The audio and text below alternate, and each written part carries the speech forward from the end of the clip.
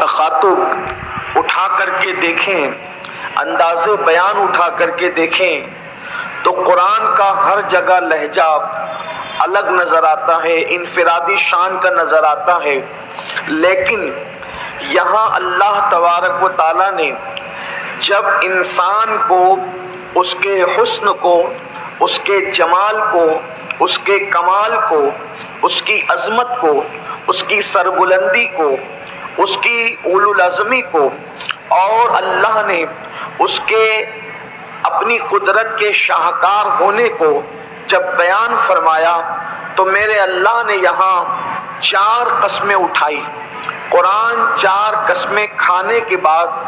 پھر انسان کی عظمت کو بیان کرتا ہے،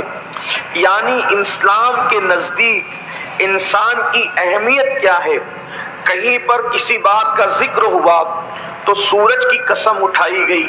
کہیں پر چاند کی قسم اٹھائی گئی، کہیں پر رات کی قسم اٹھائی گئی، کہیں پر قسمیں جدا جدا ہے، لیکن جب انسان کی عظمت کی بات ہوئی، جب انسان کی بلندی کی بات ہوئی، جب انسان کی اولو العزمی کی بات ہوئی، جب انسان کے حسن و جمال کی بات ہوئی تو اللہ رب العزت نے 4 قسمیں اٹھائی۔ میرا اللہ اگر قرآن میں قسم اٹھائے بغیر کوئی بات بیان کر دے تو اس کے بندوں کے لیے اس میں کوئی شک کی گنجائش نہیں، کوئی بندہ شک نہیں کر سکتا، لیکن اللہ 4 قسمیں اٹھا کر پھر حسن انسان کو بیان کرتا ہے، فرماتا ہے والتین والزیتون وطور سینین وہذا البلد الامین۔ اس کا تفسیری خلاصہ یہ ہے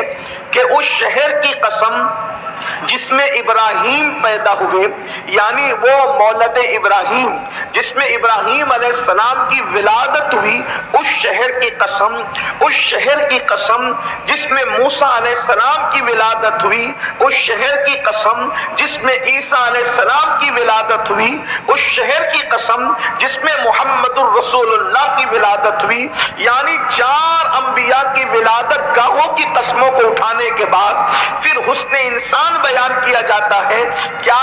لقد خلقنا الانسان فی احسن تقویم، ہم نے انسان کو اچھی صورت پر پیدا کیا، انسان کو خوبصورت پیدا کیا، انسان کو حسین پیدا کیا، بلکہ حسین نہیں کہا، احسن فرمایا، یعنی سب سے اچھی شکل میں انسان کو پیدا کیا۔ اس سے پتا چلتا ہے کہ انسان کا حسن کتنا ہے۔ اللہ اکبر، میرے پیارے آقا صلی اللہ علیہ وسلم کے پیارے دیوانوں، فرشتوں کا حسن اپنی جگہ ہے، لیکن میں پوری ذمہ داری سے عرض کرنا چاہتا ہوں فرشتوں کے حسن سے زیادہ